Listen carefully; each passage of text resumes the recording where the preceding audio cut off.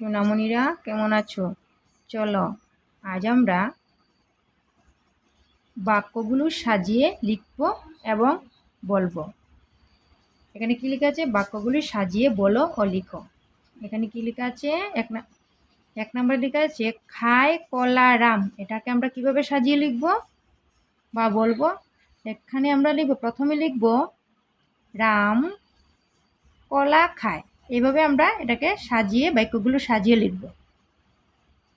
এখানে রাম রাম কলা খায়। তারপরে এখানে কি লেখা আছে? খুব রাম ভালোবাসে টুনিকে। প্রথমে আমরা কিভাবে লিখব? বাক্যগুলো সাজিয়ে কিভাবে লিখব? প্রথম লিখব রাম রাম রাম ভালোবাসে, রাম খুব ভালোবাসে টুনিকে। আমরা কি লিখব? রাম খুব ভালোবাসে টুনিকে।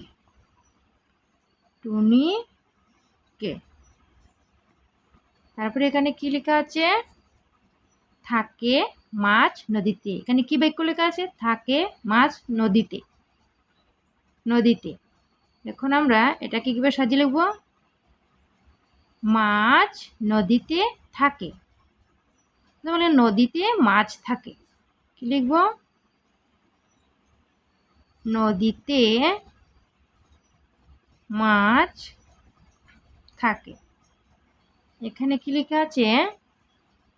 এখানে আছে নারে রাগে সিংহ কেশর। প্রথমে আমরা কি লিখব?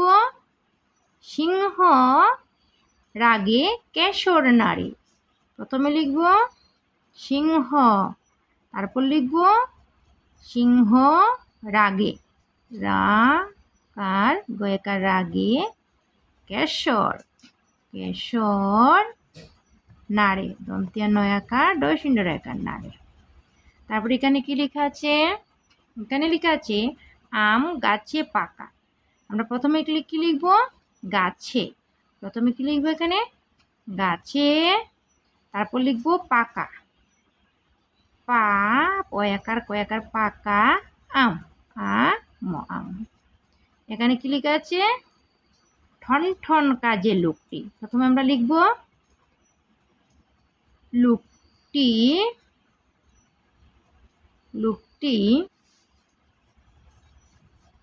কাজে ঠন ঠন। সোনামণিরা, আমাদের এই ভিডিওটি ভালো লেগে থাকলে ভিডিওটিকে লাইক করে চ্যানেলটিকে সাবস্ক্রাইব করে নিও।